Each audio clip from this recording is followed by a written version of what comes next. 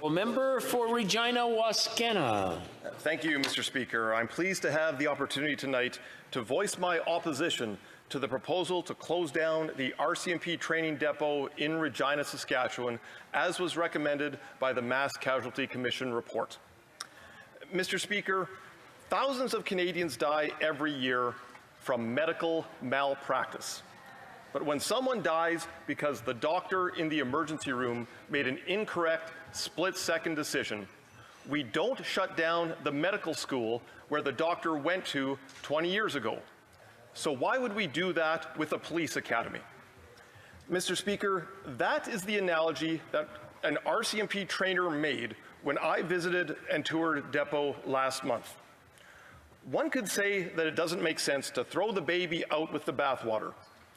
One could say that it doesn't make sense to reinvent the wheel.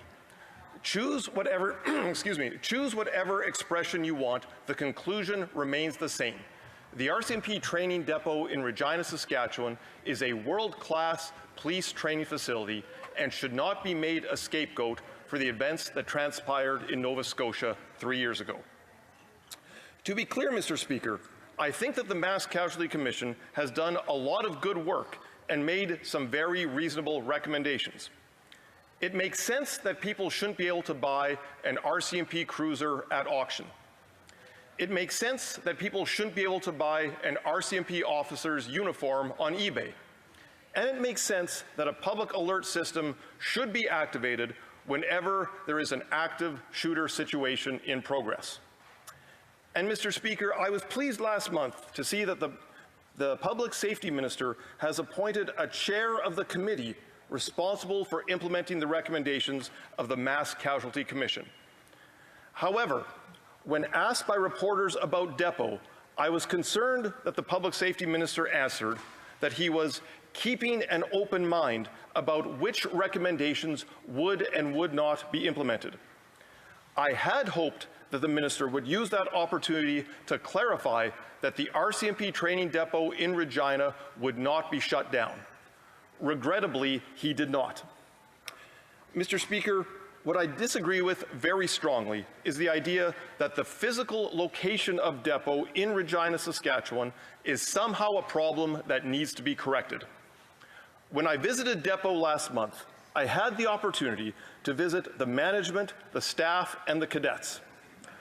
Despite my best efforts, I could not find a single person who was ever consulted by the Mass Casualty Commission about cadet training. That is why the recommendation to close Depot came as such a shock to everyone.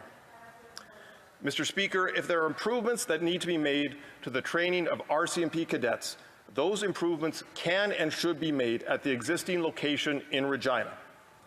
But it's not just me who is saying that. The same position is being articulated by members from Regina Qu'Appelle and Regina Louvain.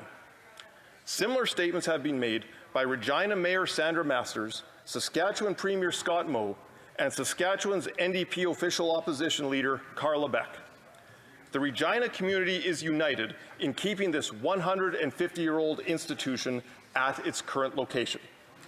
Mr. Speaker, I ask that the Prime Minister or the Minister of Public Safety or the Parliamentary Secretary put people's minds at ease and commit to not shut down the RCMP training depot in Regina, Saskatchewan. Thank you, Mr. Speaker.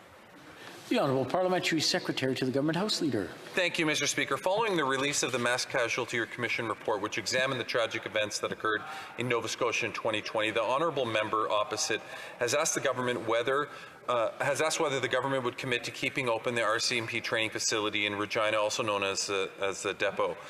The Honourable Member from Regina Wascana has asked the question based on recommendation 56 of the report, which called for the changes to the RCMP training standards, including reimagining the RCMP's depot training model. This would include the creation of a new training regime centered around a three-year degree-based model of police education that is more responsive to the needs of underrepresented groups, research-based and accessible in different regions of Canada. Any new training approaches or initiatives could take months or years to implement and would require multi-level government involvement, agreements, consultation, and direction prior to implementation. A collaborative approach between the federal, provincial, territorial partners, and Indigenous and stakeholders will be vital to complete this work. Mr. Speaker, with these points in mind, please allow me to speak further about the recent ongoing advances in the depot's training approaches. It's important to acknowledge that the RCMP Training Academy has been seated on Treaty 4 since 1885. The Training Academy is funded to train 40 troops per year and graduates approximately 1,000 police officers per year in preparation for service in communities from coast to coast to coast.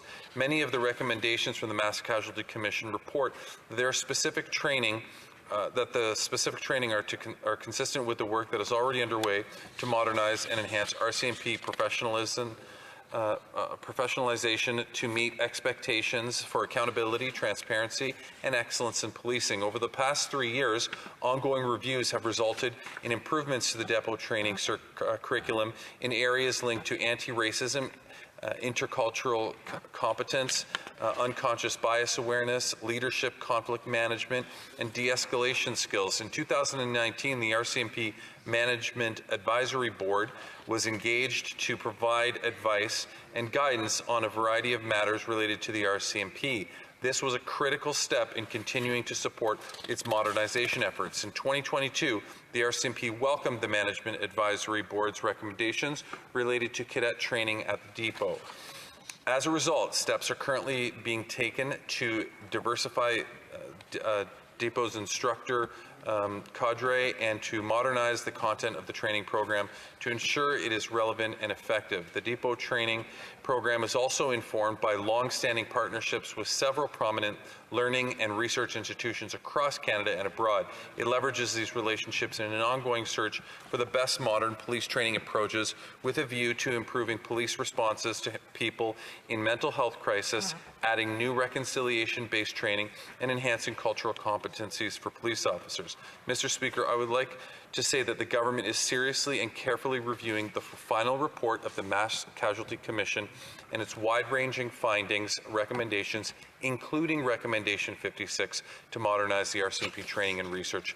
Mr. Speaker, the government is committed to improving the safety and well-being of Canadians by working with all partners to make necessary changes to the RCMP training approaches and standards. As we do this, the RCMP will continue its work to keep Canadians and communities safe.